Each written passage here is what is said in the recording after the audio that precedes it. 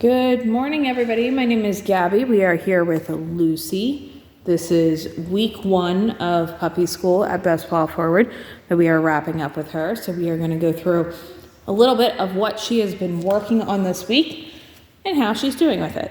So we have Victoria here handling her today for the session. We're going to go through a couple of different things. So first thing, attention, making sure that our dog is able to check in and focus on us. Very important. That is the first thing we work on with the puppies here. So all we're doing right now is using our marker word, yes, to mark eye contact, and then we're giving reinforcement for that eye contact, okay? So this is a great session to do before you start anything with her, before you start working on basics or place or leash or anything like that, making sure that she is focused and she is ready to start training. So we're not asking anything of her right now. All we're doing is marking when she looks at us, gives us that eye contact, and then we're giving that reinforcement, okay? Now, if she's not giving eye contact for a while, you can use a little bit of prompting. What prompting is it's making a sound that gets her attention back, okay? Good girl. But she's doing a great job with this. Once she's doing well with that, you can start your session. So we're gonna start working a little bit on basics right now. Stay. So we're gonna work on some sit stays, some down stays. Yes. Now it's very important week 1 that we work on this because yes, she may be able to do this at home, but we want to make sure that we have a solid foundation of her being able to listen to us here. Okay, so when you get her in different environments, she is going to have a harder time or an easier time depending on that environment. So she might be in one spot here, and then when you get her home, she might be a little bit further behind, or if it's something you've worked on a lot at home, she might be a little bit further ahead, okay? So sit stays, down stays. She is able to sit on is it a verbal on a hand signal? Verbal. Verbal. She is able to sit on a verbal with us. She is able to go down with a verbal and a hand signal. She's able to stay for a couple of steps back. We want to make sure that she is not popping out of that down or that sit prior to us giving her that reinforcement. Yes. Okay? Good girl. So if she does pop up, what we're going to do is we're going to put her back into that sit or that down, whatever we were working on. Down. We're going to ask for that stay again. Stay. And then we're going to give that reinforcement for a successful repetition. So right there, she popped up. We're putting her into that down. We're asking for that stay. And again, popped up. So we're not reinforcing that. What you might have to do is you might have to walk her away a little. You might have to do some different things in between, because with puppies, they have a shorter attention span. So if you're doing the same thing over and over and over again, they tend to get a little bit bored, okay? So you might have to stop, do a couple of things, and then go back to that down again, okay? Sit. And maybe not push it as far this time. So we maybe only take a step back. Stay. Sit. Or work a little bit on duration. You can do as well. Down. Stay. Good.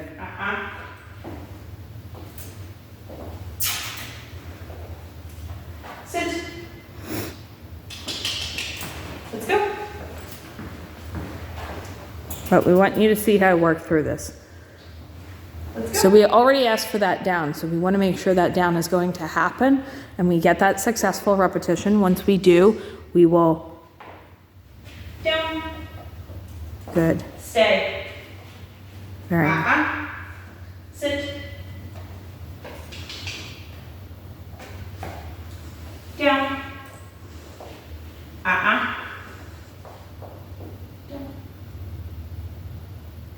Sometimes it takes a little bit of time, but we want to make sure we stick with it. Good. Stay. ask for that stay, and then give that reinforcement. So sometimes if she's getting over it, she's not, she's popping up a lot, what I want you to do is take a little bit of a step back. So there we just worked a little bit on duration. She was able to stay in that down a couple of seconds, and then she got that reinforcement. So next thing we worked with her on is a little bit of exposure to different textures. Now, we have a bunch of different things out here. I'm gonna actually, when she hops off of that one, I'm gonna zoom in and kind of show you the texture that's on there. Now this is very important to work on with puppies. You can see it's kind of raised a little bit there. So it's got a different texture to it. So do these other things and items that we have out. So something a lot of people don't think of, she likes that bed.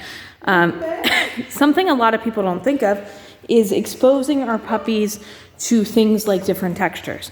Now, the reason this can be important is if they come across something later in life. So if you never work them on a carpet, and then all of a sudden you move to a house that has carpets, they might be a little bit fearful of it because it's something that they're not used to. So part of our puppy program is exposing them to many different things, to different objects, to different textures.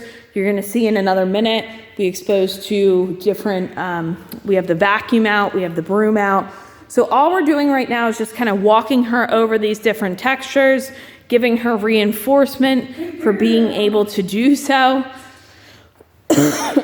We can work on some of these different textures, work on sits, work on down, stuff like that. So just getting her used to them. Now we're going to show you the same thing with the broom, the vacuum. And all we're looking for here is having these items out in the beginning and around her without her moving towards them, chasing them, or running away from them. So she's showing a little bit of interest, but she's not barking at it. She's not running towards it. She's not running away from it. And then we're just giving her verbal praise and then also that food reinforcement every so often. Very nice. So now she's a little bit more comfortable. We can move it around a little bit. Good. We can sweep a little bit. And she's doing very well.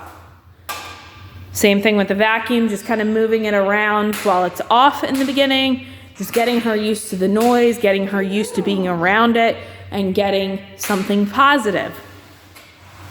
We don't want to make it a negative experience, and a lot of times the vacuum does become a negative experience with dogs where they either run away from it and are fearful of it, or they run towards it and try to chase it. So this is what we want to see, just her calm. Last thing I wanted to talk about a little was potty training. So we worked with potty training this week as well. She's done very well. The only time she did have an accident or two was when she was getting excited when we were putting her harness on in the crate. Other than that, she's done an excellent job. She has been going outside. Now here at Best Paw Forward, we are on a very structured schedule. So we are taking the dogs out every hour to 2 hours to give them that opportunity to potty. Okay, so she's getting out frequently, but she's done a great job with it, and she has been going to bathroom outside. Last thing I want to talk about is puzzle feeders. That is another thing you can do with them. So what they are different toys. Let me actually go grab one real quick. Let me pause this to show you. Okay, so we have a puzzle feeder here. I'm going to pass to Victoria.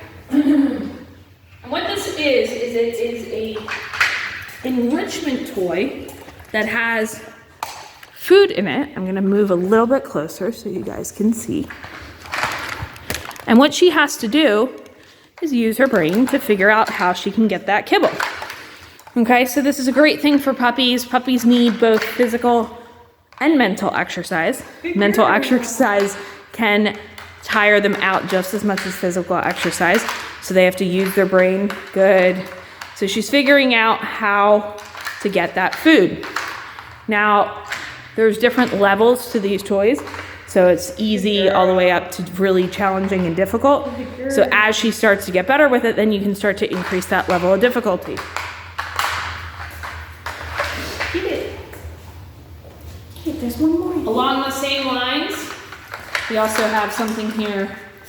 I'm just gonna kind of show you on screen real quick. This is a snuffle mat, okay? Same idea. There's a bunch of fabric on this and you hide the food and they have to use their nose to find it. You can also do this outside in the grass. You can toss a bunch of kibble and have them use their nose to figure it out. So it's a great thing to add to your puppy's routine to help tire them out. She's doing a great job. You guys have any questions on this? Let us know. The only thing with her, she has been a little bit jumpy this week, so we have been also working on that, making sure that we are not reinforcing her when her paws come off of the ground. We want all 4 paws on the ground, and we only reinforce her then. We don't give her that reinforcement or that attention that she wants when she's jumping up. But she's done an excellent job wrapping up her first week here at Best Paw Forward. Do you guys have any questions? Let us know, and we will see you next time.